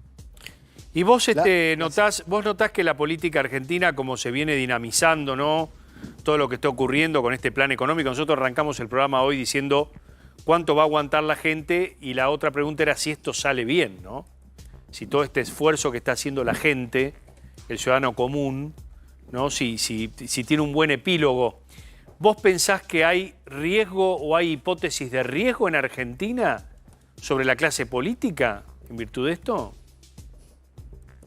Creo que en realidad hay mucho trabajo que debe estar haciendo en este momento el sistema de inteligencia para poder detectar cualquier tipo de atentado contra nuestra democracia. ¿Sí? O sea, cualquier tipo de actitud de vandalismo o actividad criminal que atente contra la libertad de nuestro país. O sea, debería hoy estar ahí un sinfín de recursos que se puede ver si se está organizando algo para poder detectarlo y para poder verlo. Creo que es ahí cuando tenemos un fuerte trabajo de prevención, de inteligencia, de las fuerzas de inteligencia, para poder entonces brindarle esa información al jefe de operativo y entonces en base a eso poder armar.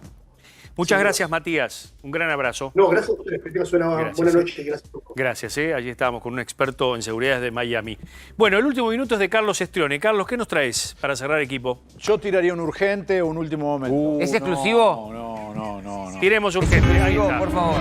Urgente, 22:50 minutos. Carlos Estrione. El investigador privado Adrián Mauchi me ayudó con esta investigación. Miedo. En la que se logró descubrir cómo opera una banda en Mar del Plata. Epa. Bueno, vamos a compartir las imágenes. Salían del baño, vieron la oportunidad y no dudaron. La última empanada. No, las empanadas no. Qué robo famélico este, hurto famélico. Y vuelve la familia. No. Claro. Que habían ido al baño. ¿Y qué? ¿Se habían... Mirá la cara de la mujer. Mirá la mujer la reacción. Mirá la reacción de la mujer. ¿Cómo te va a robar las Mirá, empanadas? ¿la empanada? Esto está acotado, porque después llamaron al mozo. Che, yo tenía una empanada. Claro. Las cámaras. Ahí fueron las cámaras de seguridad. Sin piedad, estos dos delincuentes Igual. se llevan de arriba de la mesa la última empanada. No. Ahora hay dos errores. Nunca puedes dejar una empanada. Claro, y no Claro. te podés ir de los dos. ¿Y no se cómo van ponen al nunca de baño? la Esto mesa. piensa, un ladrón piensa. ¿Cómo de van esta Se manera. van a ir los dos de la mesa. ¿Cómo van a ir al baño los tres juntos? Claro. Bueno, pero son- iban con una nena. Ahora la culpa de los robados. Claro. Y esto continúa porque le. Me partieron el alma. Mirá Tres si había una empanadas. porción de rabas. No, una porción de rama te la llevas en la bolsilla. Claro. Claro. Bueno, hasta Gracias, acá Adrián, equipo de noticias. gracias al investigador Adrián Mauchi. Chicos, un placer haber vuelto a este horario qué grande. con este gran equipo de noticias. Bienvenido. Mañana 9 de la noche para enterarte de todo aquí en A24. Chau.